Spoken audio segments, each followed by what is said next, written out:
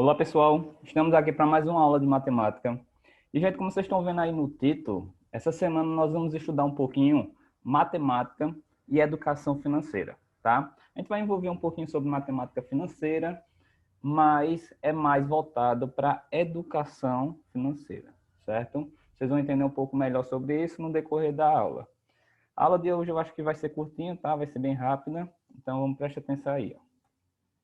O primeiro conceito que eu quero ver com vocês é o conceito de despesas e receitas, tá? Despesas, acredito que você já tem uma noção muito boa do que seja, certo? Mas a palavra receitas já é um pouco estranho para muitos. Então, olha só, o principal objetivo de cuidar bem do dinheiro é atingir objetivos. Podem ser objetivos pequenos, que é roupa, lazer, ou grandes, que é faculdade, intercâmbio, comprar uma casa, um carro, tá?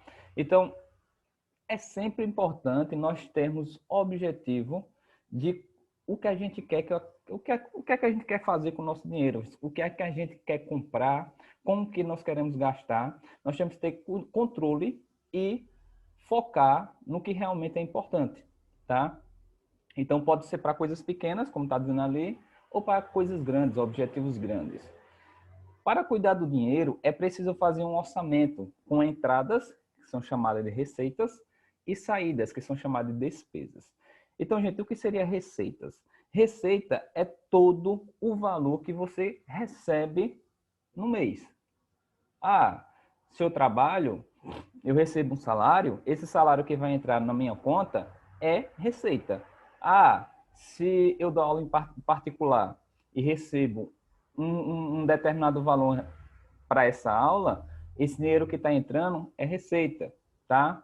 Ah, eu trabalho como entregador, mototáxi, tá?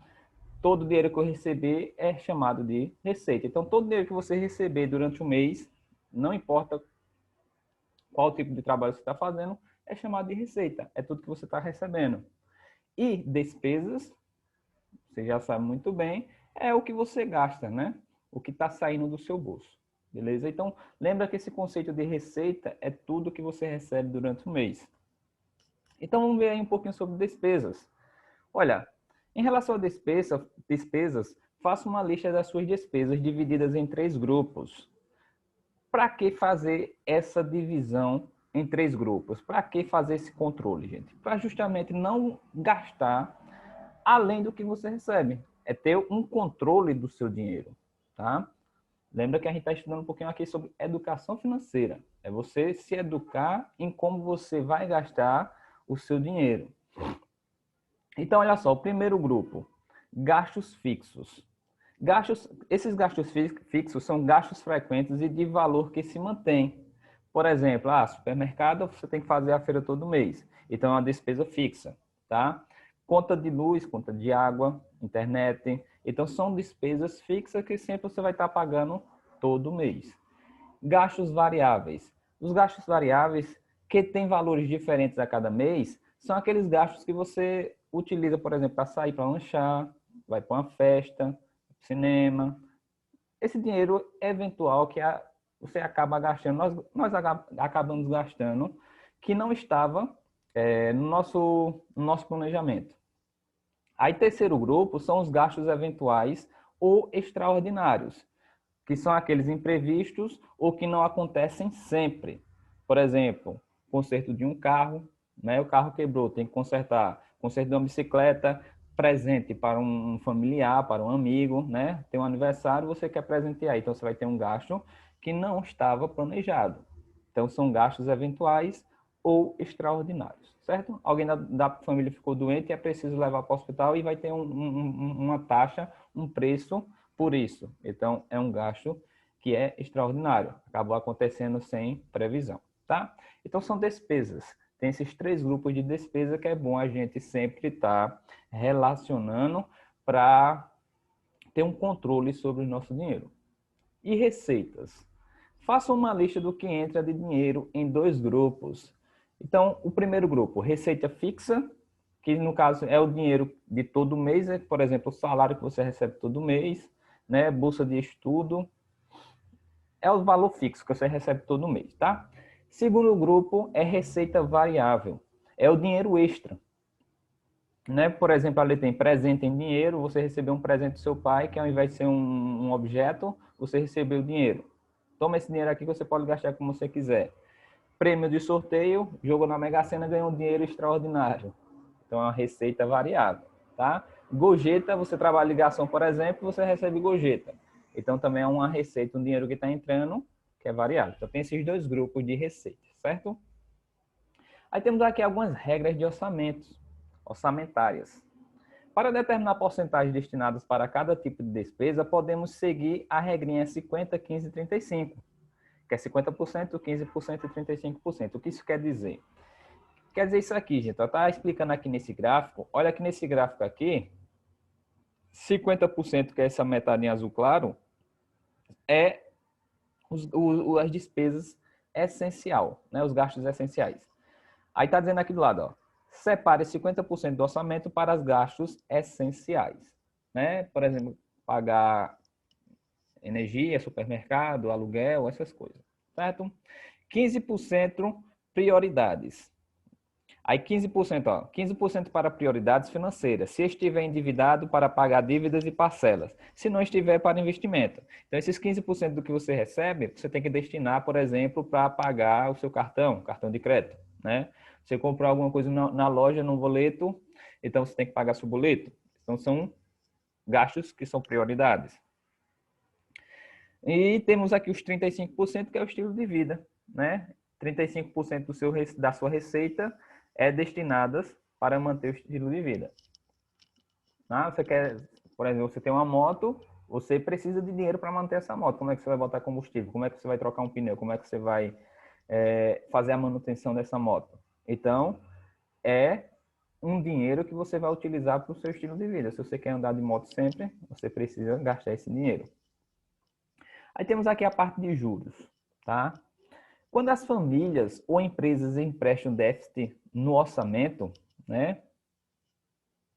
Quando suas despesas são maiores que as receitas, muitas vezes elas recorrem a empréstimos. Então, gente, quando tem pessoas que acabam gastando mais do que pode, né? Ou gasta mais do que recebe, vai acabar ficando endividada.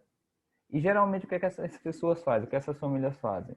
Vai procurar empréstimo, né? Aí procura empréstimo, consegue pagar o que estava devendo, mas mesmo assim vai ficar devendo ao empréstimo, né? E lembra que esse empréstimo que é feito, por exemplo, no banco ou numa instituição financeira aí qualquer, vai ocorrer juros em cima desse valor.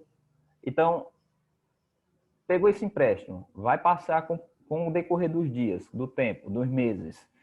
Se vai atrasando, ou mesmo se não atrasar, vai ocorrer um juros em cima desse valor que você pegou, tá? E principalmente se você atrasar, é que vai aumentar ainda mais esses juros.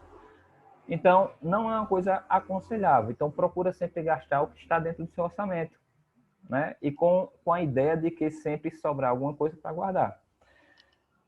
Próximo ponto ali, ó, seja por meio de pessoas próximas ou de instituições financeiras, que são os bancos, ou os empréstimos sempre vão ter um custo. É o que conhecemos por juros. Isso eu já falei um pouquinho. Os juros existem por dois motivos: para corrigir a inflação e para remunerar quem emprestou. A remuneração existe porque o credor está correndo riscos de inadimplência, de oportunidade e etc. E também para cobrir gastos fiscais, que são impostos e operacionais, o custo de manter o próprio banco, por exemplo. Então, quando você pega um empréstimo no banco, a ideia de cobrar juros é justamente para essas duas ocorrências, né? Porque o credor, ele corre risco. O banco, quando ele empresta, ele corre riscos. Quais são os riscos que ele corre? De quem pegou emprestado não pagar, né? Inadimplência, não pagar. Ou se aproveitar disso. Tem muita gente que pega, não está nem aí se o nome vai ficar sujo, pega o dinheiro e não paga o banco. Aí fica com o nome sujo. Vai ser preso por isso? Não. Mas vai ficar com o nome sujo, não vai poder comprar mais nada em loja, né? A não ser com o dinheiro em mãos, à vista. Mas não vai poder comprar nem cartão de crédito, não vai conseguir criar, fazer um cartão de crédito. E A segunda é os gastos de imposto, né? Quando o banco lhe empresta um certo valor, há imposto sobre esse valor. Então, o banco tem que pagar ainda imposto. E, além disso, tem os custos da manutenção, né? Do banco. O banco tem que pagar alguém para fazer o empréstimo, para fazer o serviço de empréstimo. Tem que pagar serviçal para deixar o banco limpo. Então, tem essas despesas também que o banco cobra em cima do valor que está lhe emprestando, que é os juros. Beleza? Então é isso, gente. Olha só. Um exercíciozinho bem simples que eu estou deixando para vocês hoje é isso aqui, ó. Primeiro, é para calcular. Ao se formar, vamos imaginar que você está trabalhando e recebe 2.500 por mês. Esse é o seu salário todo mês. Usando a regrinha de 50, 15 e 35, visto na aula, quanto será destinado para cada tipo de despesa? Então, lembra que essa regrinha aqui, ó. 50, 15 e 35. Então, 50% é para os gastos essenciais. Então, você vai ter que calcular 50% desse valor e ver quanto é que vai para esses gastos essenciais, tá? 15% vai para as prioridades. Lembra que é boleto, conta de água e tudo. Então, você pega 15% desse valor e destina para isso. E 35% lembra que é para o estilo de vida. Então, você pega 35% desse valor e direciona para o estilo de vida. Então, é isso que você vai ter que fazer, tá? E lembra como é que calcula a porcentagem de um número, né, gente? É bem simplesinho.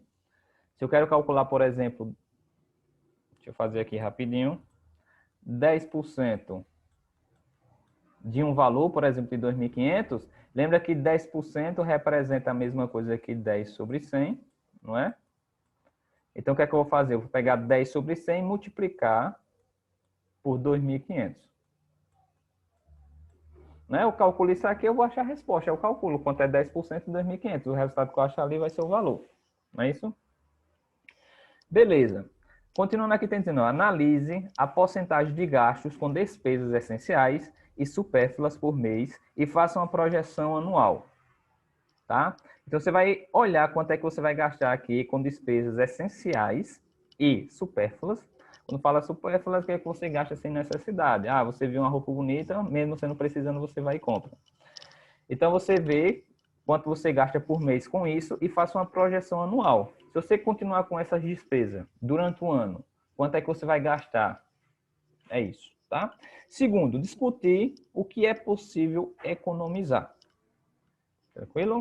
Então, esse é o exercício que eu vou deixar para vocês. Respondam e me envia, tá joia? Na próxima aula eu explico mais alguns conceitos. Até a próxima aula.